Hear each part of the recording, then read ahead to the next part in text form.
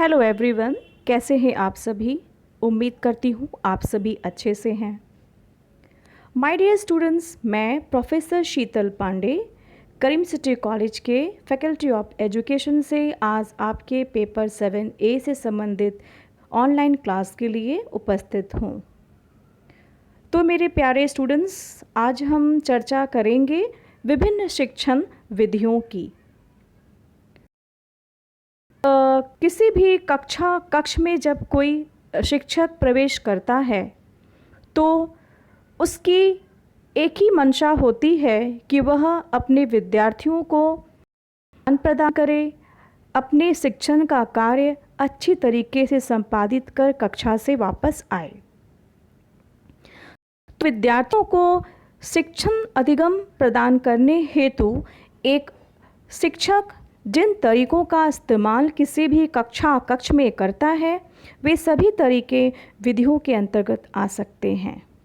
तो ऐसी कई विधियां हैं जिनका एक शिक्षक प्रयोग करता है। आइए हम इनकी चर्चा करते हैं।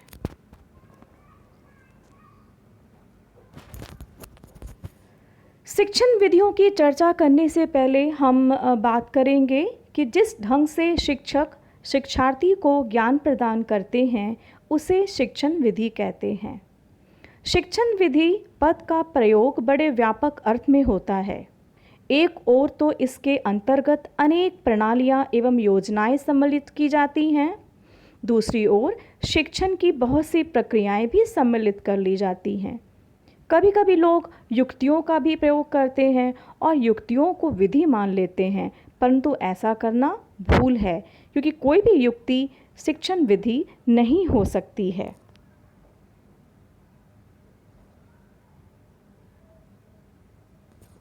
तो सबसे पहले हम चर्चा करेंगे शिक्षण विधि की, जिसमें हम देख रहे हैं शिक्षण विधि है निगमनात्मक शिक्षण विधि और आगमनात्मक। निगमनात्मक शिक्षण विधि किसे कहते हैं, पहले हम यह समझते हैं। किसी भी पाठ्य विषय को प्रस्तुत करने के दो ढंग हो सकते हैं। पहला, छात्रों को कोई सामान्य सिद्धांत बताकर उसकी जांच या पुष्टि के लिए उदाहरण दिए जाते हैं। तो जब कोई नियम समझाया जाता है और उसकी पुष्टि के लिए उदाहरण दिए जाते हैं तो यह हो जाता है निगमनात्मक शिक्षण विधि। वहीं दूसरी ओर अनेक उदाहरण जब दिए जाते हैं और उन उदाहरणों के द्वारा जब कोई एक सामान्य नियम छात्रों के द्वारा निकलवाया जाता है तो यह विधि हो जाती है आगमनात्मक विधि। ये विधि व्याकरण शिक्षण के लिए सबसे ज़्यादा उपयुक्त मानी जाती है। इसके बाद हम चर्चा करेंगे संश्लेषणात्मक तथा विश्लेषणात्मक। दूसरे दृष्टिकोण से शिक्षण विधि के दो अन्य प्रकार हो सकते हैं।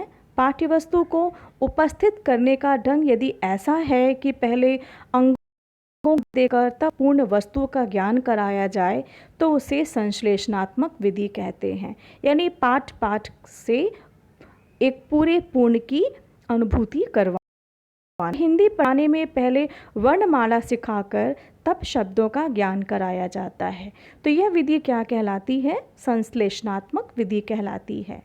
इसके बाद शब्दों से वाक्य बनवाए जाते हैं, परंतु यदि पहले वाक्य सिखाया जाए और तब शब्द और अंत में वर्ण सिखाया जाए तो यह हो जाता है विश्लेषणात्मक विधि, क्योंकि इसमें पूर्ण से अंगों की ओर चलते हैं। अगली विधि जो है वह है वस्तु विधि, जिसका सूत्र है मूर्त से अमूर्त की ओर। वास्तव में हमें बाह्य संसार का ज्ञान अपनी ज्ञानेंद्रियों के द्वारा होता है, जिनमें नेत्र प्रमुख हैं। किसी वस्तु पर दृष्टि पड़ते ही हमें उसका सामान्य परिचय मिल जाता है। अतः मूर्त वस्तु ज्ञान प्रदान करने का सबसे सरल साधन है। इसीलिए आरंभ से वस्तु विधि का सहारा लिया जाता है, अर्थात बच्चों को पढ़ाने के लिए वस्तुओं का प्रदर्शन करके उनके विषय में ज्ञान प्रदान किया जाता है। यहाँ तक कि अमूर्त को भी मूर्त बनाने का प्रयास किया जाता है। जैसे 3 और 2 5 को समझाने के लिए पहले छात्रों के सम्मुख 3 गोलियाँ रखी जाती हैं, फिर उनमें 2 गोलियां और मिलाकर सबको एक साथ गिनवाते हैं और तब 3 और 2 5 स्पष्ट हो जाता है। अगली विधि है दृष्टांत विधि।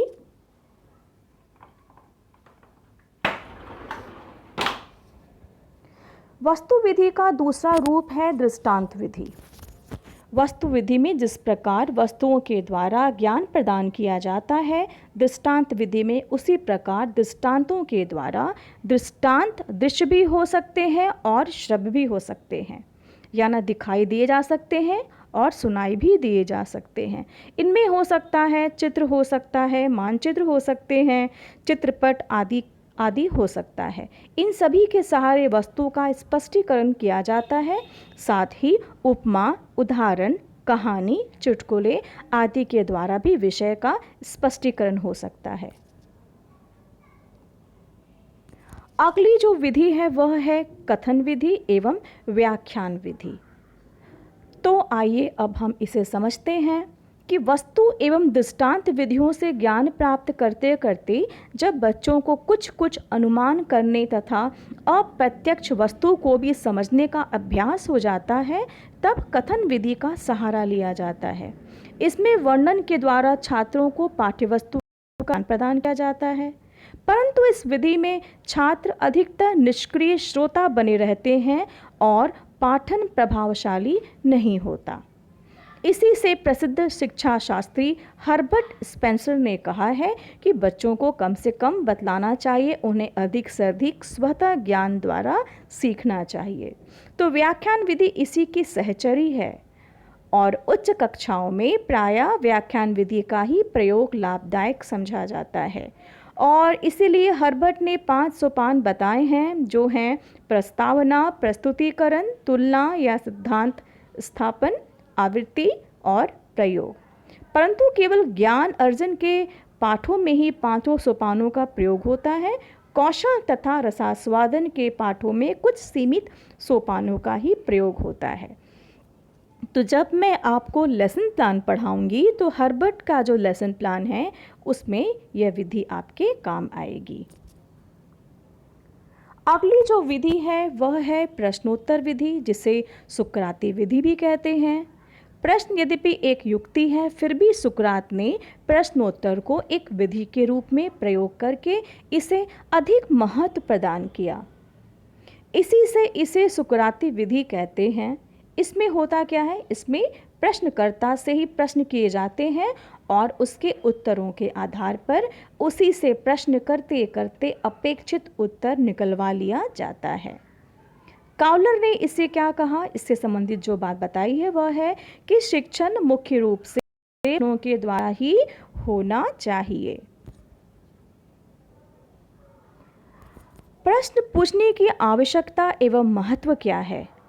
पूर्व ज्ञान का पता लगाकर आगे आने वाले ज्ञान से उसका संबंध जोड़ने के लिए, यह ज्ञात करने के लिए कि बच्चे ने पढ़े हुए पाठ से कितना ज्ञान अर्जित किया है, बच्चों की समस्याओं को जानने और उनके विवरण हेतु। प्रश्न अब कैसे होने चाहिए? प्रश्न की भाषा स्पष्ट व निश्चित होनी चाहिए, जिससे छात्र प्रश्न को भली भांति समझ सके। प्रश्नों की रचना बालक के व्यवहारिक भाषा के अनुसार की जानी चाहिए। प्रश्न उद्देश्य के साथ संबंधित होने चाहिए और प्रश्नों का क्रम जो है वह तर्कसंगत होना चाहिए। अगली जो विधि है वह है करके सीखना। जब से बाल मनोविज्ञान के विकास ने यह सिद्ध कर दिया है कि शिक्षा का केंद्र न तो विषय है न अध्यापक वरन छात्र स्वयं है, तब से शिक्षण में सक्रियता को अधिक महत्व दिया जाने लगा है। करके सीखना यानी लर्निंग बाय डूइंग, अर्थात स्वानुभव, अपने अनुभव के द्वारा ज्ञान प्राप्त करना, आजकल का सर्वाधिक व्यापक शिक्षण सिद्धांत है। अतः रूसो ने लेकर मॉन्टेसरी और ड्यूबी तक, रूसो से लेकर मॉन्टेसरी और ड्यूबी तक जितने भी शिक्षा शास्त्री थे, उन्होंने बच्चों की ज्ञानेंद्रियों को अधिक कार्यशील बनाने तथा उनके द्वारा शिक्षा देने पर अधिक बल दिया। महात्मा गांधी ने भी इसी सिद्धांत के आधार पर बेसिक शिक्षा को जन्म दिया। अतः सक्रिय विधि के अंतर्गत अनेक विधियां सम्मिलित की जा सकती हैं, जैसे शोध विधि, योजना विधि, डाल्टन प्रणाली, बेसिक शिक्षा विधि आदि। शोध विधि क्या है? जर्मनी के प्रोफेसर आर्मस्ट्रॉन्ग द्वारा शोध विधि का प्रतिपादन हुआ था। इस विधि में छात्रों को उपयुक्त वातावरण में रखकर स्वयं किसी तथ्य को ढूंढने के लिए प्रेरित किया जाता है। इसका यह अर्थ नहीं है कि अध्यापक कुछ नहीं करते और छात्रों को मनमाना काम करने के लिए खुला छोड़ देते हैं। सच तो वे छात्र का पथ प्रदर्शन करते हैं तथा उन्हें गलत रास्ते से हटाकर सीधे रास्ते पर लेकर आते हैं। उसका लक्ष्य यह रहता है कि जो ज्ञान छात्र अपने निरीक्षण अथवा प्रयोग द्वारा प्राप्त कर सकते हैं उसे बताया न जाए, बल्कि छात्र स्वयं के प्रयोग से सीखें। इस विधि का प्रयोग पहले तो विज्ञान की शिक्षा में किया गया, पर धीरे धीरे गणित, भूगोल तथा अन्य विषयों में भी इसका प्रयोग होने लगा। अगली विधि है माय डियर स्टूडेंट्स, प्रोजेक्ट विधि, जिसे अमेरिका के प्रसिद्ध शिक्षा शास्त्री ड्यूई, किलपैट्रिक, स्टीवेंसन आदि के सम्मिलित प्रयास का फल योजना विधि है, जिसे आप प्रोजेक्ट विधि भी कह सकते हैं।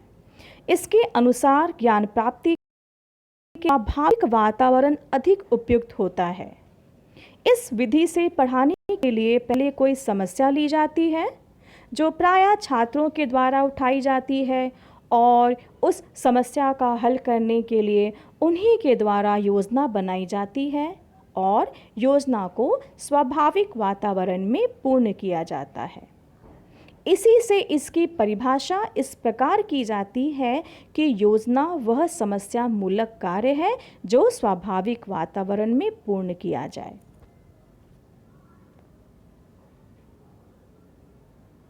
अगली जो विधि है वह है डाल्टन योजना। अमेरिका के डाल्टन नामक स्थान में 1912 से 1915 के बीच कुमारी हेलन पाक्सटर ने शिक्षा की एक नई विधि को जन्म दिया, जिसे डाल्टन योजना कहते हैं। यह विधि कक्षा शिक्षण के दोषों को दूर करने के लिए आविष्कृत की गई, खोजी गई।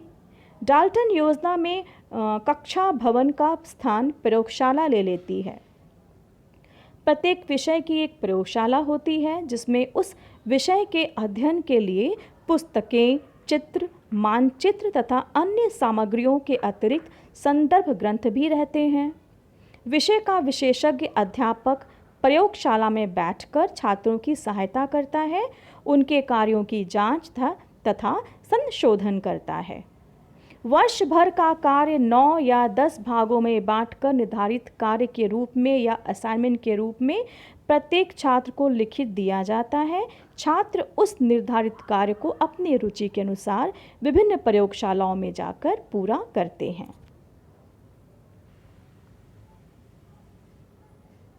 कार्य अन्वितियों में बटा रहता है, अर्थात जो भी कार्य दिए गए हैं उन्हें एक पीरियोडिक में बांट दिया जाता है। जितनी अवनिति का कार्य पूरा हो जाता है उतनी का उल्लेख उसके रेखापत्र ग्राफ कार्ड पर किया जाता है। एक मास का कार्य पूरा हो जाने पर दूसरे मास का निर्धारित कार्य दिया जाता है। इस प्रकार छात्र की उन्नति उसके द्वारा किए हुए कार्य पर निर्भर करती है। इस योजना में छात्रों को अपनी रुचि और सुविधा के अनुसार कार्य करने की छूट रहती है।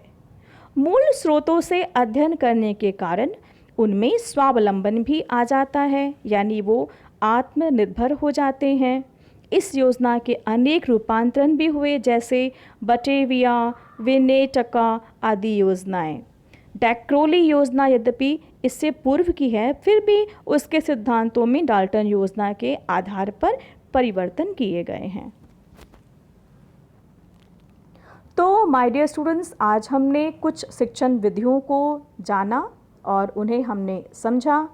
मैं उम्मीद करती हूँ कि इन शिक्षण विधियों को आप ध्यान से पढ़ेंगे, समझेंगे और संबंधित नोट्स भी बनाएंगे और कुछ और विधियां हैं जिनको लेकर मैं अपने अगले वीडियो में आऊँगी और आपको बताऊँगी, क्योंकि ये जो विधियां हैं ये कुल मिलाकर परंपरागत और पुरानी विधियां हैं। कुछ आधुनिक विधियां भी हैं जिनका आपको जानकारी रखना आवश्यक है।